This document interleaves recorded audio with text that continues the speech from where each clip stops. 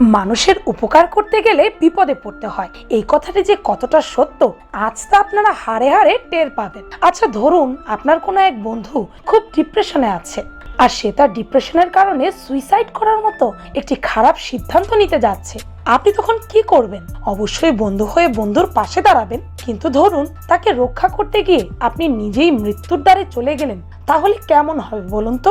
আবার ধরুন কোনো হারিয়ে যাওয়া বাচ্চাকে উদ্ধার করে আনতে গিয়ে রাস্তায় পুলিশের গুলি খেলেন আপনি, তবে কেমন হবে বলুন তো? কিংবা আপনি কারো জীবন রক্ষা করলেন, কিন্তু তার প্রতিদানে সে আপনাকে পুলিশের হাতে তুলে দিল। কি ভাবছেন এরকম আবার হয় নাকি? হয়। আমাদের এই দুনিয়ায় এমন অদ্ভুত ঘটনা বহুত হয়, আর এটা বিশ্বাস করতে হলে দেখতে হবে আমাদের এই পুরো ভিডিওটিকে।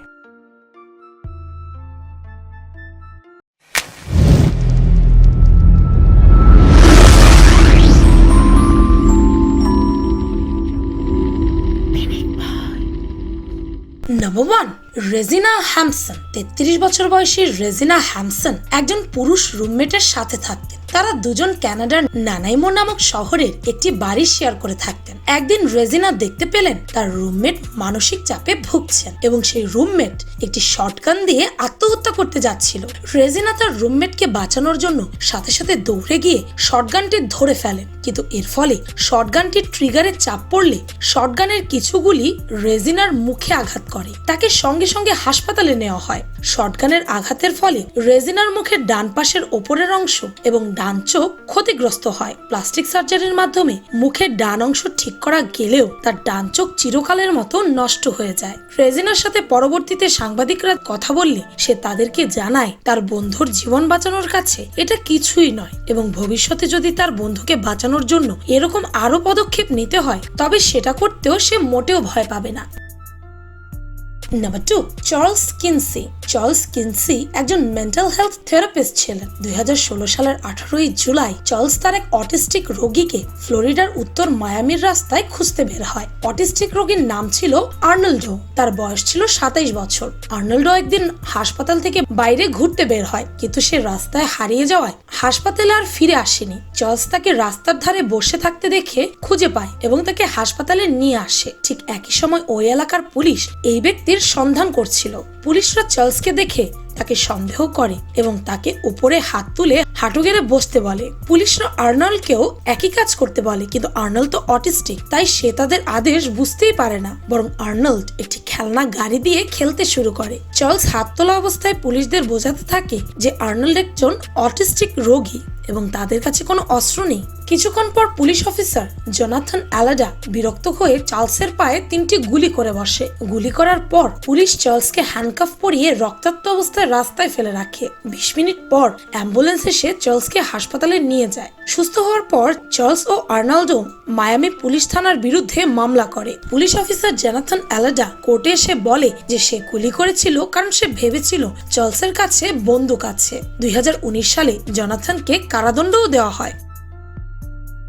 Number 3, জভান Matthew. 2021 সালের 18 অগস্ট জভান ম্যাথিউ একটি দোকানে কেনাকাটা করতে গিয়েছিল। হঠাৎ করে সে একজন ব্যক্তিকে বন্দুক হাতে দোকানে প্রবেশ করতে দেখে এবং দোকানদারের দিকে তাক করে বন্দুকধারীকে সমস্ত টাকা দিয়ে দিতে বলতে শোনে। জভান সর্বপ্রথম এটিকে একটি প্র্যাঙ্ক মনে করছিল, কিন্তু যখন বন্দুকধারী গুলি করা শুরু করে তিনি তখন বুঝতে পারে এটি একটি ডাকাতির ঘটনা। জভান ভয় পেলেও সে দোকানদারকে বাঁচানোর চিন্তা করে। সে দৌড়ে গিয়ে বন্দুকধারীকে একটি ঘুষি মারে। বন্দুকধারী তার দিকে 6টি গুলি করে, তার মাঝে 3টি গুলি তার পায়েই লাগে, বাকি 3টি কোথাও লাগেনি। গুলি লাগা সত্ত্বেও জওয়ান বন্দুকধারীদেরকে ঘুষি দেওয়া থামায়নি। এক পর্যায়ে বন্দুকধারী অজ্ঞান হয়ে গেলে জওয়ান তার হাত পার ওপরে ভর দিয়ে রাখে, যাতে বন্দুকধারীর জ্ঞান ফিরে এলেও যেন সে কিছু করতে না পারে। পরে পুলিশ এসে বন্দুকধারীকে আটক করে। দুষ্কৃতিকারীটি ছিল 47 বছর বয়সী মার্সিয়াল সেরানো। সেরানোকে দুজনকে হত্যা করার চেষ্টা, ডাকাতি, মারধর এবং অবৈধ অস্ত্র বহন ও ব্যবহার করার অপরাধে কারাদণ্ড দেওয়া হয়। Number 4, Javier ইয়ানেস। 31 বছর বয়সী জাভিয়ার ইয়ানেস এবং তার স্ত্রী কেইলা তাদের 4 সন্তান নিয়ে মিনেসোটার সেন্ট পল এলাকায় থাকতেন। এক রাতে তারা ঘুমানোর প্রস্তুতি নেওয়ার সময় তাদের বাড়ির বাইরে কয়েকটি গাড়ি বাড়ি খাওয়ার শব্দ শুনতে পান। ইয়ানেস জানলা দিয়ে দেখতে পান যে কতগুলো গাড়ি দুর্ঘটনার শিকার হয়েছে। সে দুর্ঘটনায় আক্রান্ত ব্যক্তিদের সাহায্য করতে দৌড়ে যায়। ইয়ানেসের স্ত্রী এমার্জেন্সি নাম্বার 911-এ ফোনও করেছিল। হঠাৎ কেইলা বাড়ি থেকে বন্দুকের গুলির শব্দ শুনতে পান। সে জানালা দিয়ে উকি মারলে দেখতে পান যে কেউ একজন তার স্বামী ইয়ানেসকে গুলি করছে। সে পুলিশকে তাড়াতাড়ি খবর দেয়। পুলিশ এসে ইয়ানেসকে মৃত অবস্থায় দেখতে পায়। পরে তদন্তে বেরিয়ে আসে গাড়ি দুর্ঘটনার একজন আক্রান্ত ব্যক্তি 27 বছর বয়সী লায়নেল ইয়ানেসকে গুলি করে মেরে ফেলে। লায়নেলের বিরুদ্ধে 2nd ডিগ্রি এবং 3rd ডিগ্রি মার্ডারের জন্য মামলা করা হয়, কিন্তু 2020 সালের জানুয়ারি মাসে লায়নেলকে মানসিক ভারসাম্যহীন বিবেচনা করে তাকে খালাস দিয়ে দেওয়া হয়। Number 5, Juliana রেমস। 2021 সালের 10 ফেব্রুয়ারি জুলিয়ানা রেমস নামের 26 বছর বয়সী একজন নার্স তার 4 বছর বয়সী শিশুকে নিয়ে ক্যালিফোর্নিয়ার 99 নম্বর হাইওয়ে দিয়ে বাড়ি যাচ্ছিলেন। যাত্রাপথে সে একটি দুর্ঘটনা দেখতে পান। তিনি দুর্ঘটনায় আক্রান্ত ব্যক্তিদের সাহায্য করার জন্য গাড়ি থামিয়ে তাদের কাছে যান, কিন্তু কিছুক্ষণ পর একটি লাসেস ইউভি তাদের গাড়িতে ধাক্কা মারে এবং গাড়িটি উল্টে ফেলে। এতে জুলিয়ানার 4 মাস বয়সী শিশুটি মারা যায়। গাড়িটি না থেমে দ্রুত সেখান থেকে চলে যায়। পুলিশ সিসিটিভি ক্যামেরা থেকে পাওয়া তথ্য দিয়ে তদন্ত শুরু করে এবং 8 মাস পরে ওই গাড়ির মালিকের সন্ধান পাওয়া যায়। গাড়িটির মালিক হচ্ছেন 68 বছর বয়সী হৃদরোগের ডাক্তার জেমস কামাজি। পুলিশ তাকে হত্যা এবং দুর্ঘটনার দায়ে আটক করেছে। Number 6, Catherine Jenkins. Catherine Jenkins হচ্ছেন একজন মেজো সোপ্রানো গায়িকা। ক্যাথরিন একদিন লন্ডনে অনুশীলন করার জন্য যাওয়ার সময় একজন বৃদ্ধ মহিলার চিৎকার শোনেন। তিনি দেখতে পান 2 জন বালিকা ওই বৃদ্ধ মহিলাটিকে মারধর করছে। ক্যাথরিন সেই বৃদ্ধ মহিলাটিকে বাঁচাতে গেলে মেয়ে দুটির মা তার সাথে দুর্ব্যবহার করে। এক পর্যায়ে একজন মেয়ে ক্যাথরিনের আইফোন হাত থেকে ছিনিয়ে নিয়ে যায় এবং মা সহ ওই 2 মেয়ে সেখান থেকে দৌড়ে পালিয়ে যায়। পুলিশকে খবর দেওয়া হলে পুলিশ সাথে সাথে সেখানে পৌঁছে যায় এবং খুব শীঘ্রই একজন মেয়েকে গ্রেফতার করে। পুলিশ ক্যাথরিনের আইফোন ফেরত দেয়। ওই 15 বছর বয়সী মেয়েটি স্বীকার করেছিল যে সে ভয় পেয়ে গিয়েছিল যে ক্যাথরিন তাদের ভিডিও ধারণ করছে। এই মেয়েটিকে পরবর্তীতে আদালত 6 মাসের জন্য রিহ্যাবিলিটেশন সেন্টারে পাঠায় এবং ক্যাথরিনের কাছে ক্ষমা চাইতে বলে। নাম্বার 7, মনজিৎ সিং। ক্যালিফোর্নিয়া নদীর তীরে একদিন মনজিৎ সিং দাঁড়িয়েছিলেন। হঠাৎ তিনি লক্ষ্য করলেন 3 জন শিশু নদীতে ডুবে যাচ্ছে। নদীতে প্রচুর স্রোত থাকার কারণে শিশুগুলো তীর থেকে দূরে সরে যাচ্ছিল। মনজিৎ দ্রুত নদীতে ঝাঁপিয়ে পড়ে শিশুটিকে উদ্ধার করে, কিন্তু প্রচুর স্রোতের কারণে মনজিৎ নিজে আর তীরে উঠতে পারেনি। 40 মিনিট পর মনজিতের মৃতদেহ ভেসে ওঠে। সেই 3টি শিশুকে বাঁচাতে গিয়ে নিজের জীবন আর রক্ষা করতে পারেনি তিনি।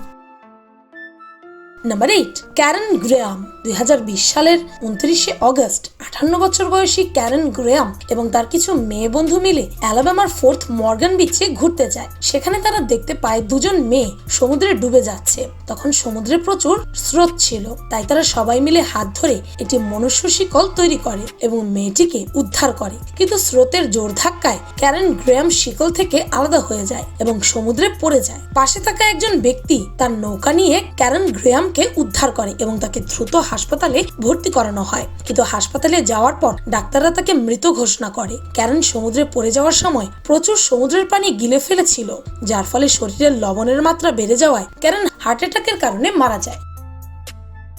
Number 9, Jonathan পোলানকো। 2021 সালের 20 অগস্ট 30 বছর বয়সী জোনাথন পোলানকো সুপারমার্কেট থেকে নাস্তা কিনতে যান। সেখানে গিয়ে তিনি দেখতে পান পার্কিং লটে 2 জন তরুণী অন্য একজন তরুণীকে খুব মারধর করছে, কিন্তু কেউই তরুণীর সাহায্যে এগিয়ে আসছে না, বরং সবাই ভিডিও করতে ব্যস্ত। জোনাথন এটা দেখার পর নিজেই সেখানে গিয়ে মারামারি থামানোর চেষ্টা করেন, কিন্তু হঠাৎ একজন ব্যক্তি তার পেছনে এসে একটি বন্দুক বের করে জোনাথনকে গুলি করে। এরপর সব তরুণী এবং এই বন্দুকধারী ব্যক্তি পালিয়ে যায়। জোনাথনকে দ্রুত হাসপাতালে নেওয়া হলেও তাকে বাঁচানো যায়নি। জোনাথনের 6 বছর বয়সী একটি মেয়েও আছে। পুলিশ তদন্ত শুরু করলেও এখনো পর্যন্ত এই ঘাতক কে বা ওই তরুণীগুলো কারা কিছুই জানা যায়নি। নাম্বার 10, জীবন বাঁচানোর জন্য মামলার সম্মুখীন। সেন্ট ফ্রান্সিস সেন্ট জর্জ হাসপাতালে এডওয়ার্ড উইন্টার নামের একজন লোক হার্ট অ্যাটাক করেছিল। সেখানে একজন নার্স তার দ্রুত বুদ্ধিমত্তা দিয়ে ইলেকট্রিক শকের মাধ্যমে তার জীবন বাঁচায়, কিন্তু এডওয়ার্ড আর বাঁচতে চাইছিল না। তার হার্ট অ্যাটাকের কিছু সপ্তাহ পূর্বে তার স্ত্রী মারা যায়। তারপর তার হার্ট অ্যাটাক হয়। হার্ট অ্যাটাক থেকে সুস্থ হওয়ার পর কিছুদিনের মধ্যেই সে স্ট্রোক করে।